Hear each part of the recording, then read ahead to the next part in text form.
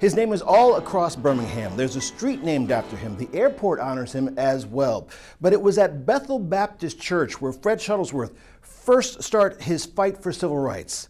His determination for equality for his people encouraged others to get on board. Reverend Shuttlesworth was being bombed, he was being jailed, he was being beaten, he was being arrested, he was being harassed.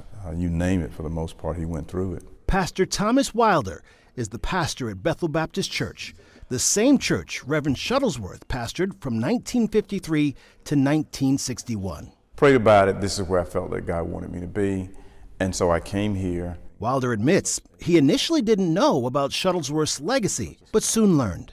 I met Reverend Shuttlesworth, began to talk with him, began to research him, and then thought, wow, what have I stepped into? Pastor Wilder points out that not only did the first steps in the civil rights fight begin in Collegeville's Bethel Baptist Church, but Reverend Shuttlesworth was the catalyst for the movement across the city.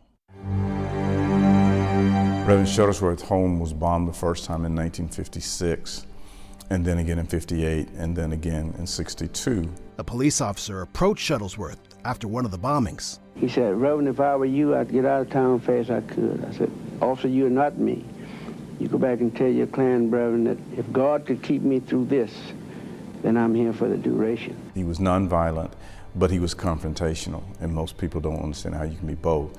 You know, he would get up in your face, he would call things as he saw them, and there were things that he saw that were definitely wrong, and he was not afraid to confront segregation on all fronts. From busing. So we rode the buses and over 250 people got arrested, I guess, and joined desegregated riding. To education. His wife, during the confrontation at Phillips High School, was stabbed in the hip from somebody who was fighting him. He had been hit with brass knuckles. To employment and voting. It seemed all aspects of life in the South were separate and unequal. It was a cultural segregation, but there was also a legal segregation. That were the laws on the books that said that black people and white people could not play together. Eventually, Shuttlesworth invited Dr. King to the field, though King was slow in coming. He had invited him and invited him and invited him. Andrew Young also states the same thing, that it took 3 years to get him to come. But Reverend Shuttlesworth convinced him that to come in 1963 and said to him, if you can succeed in Birmingham, you can succeed anywhere. Because Birmingham at that time had the reputation as the most segregated city in America. All this originated out of Bethel Baptist Church because Reverend Shuttlesworth thought not only was it God's will for him, but it was morally and spiritually the right thing to do.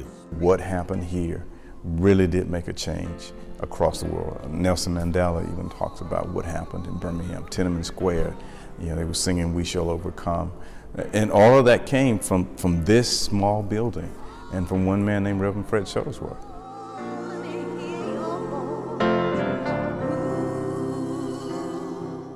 Pastor Wilder also told me that not everybody was on board with Shuttlesworth movement. In fact, some folks thought his bravery bordered insanity. But he felt the only way to take on this evil was face to face.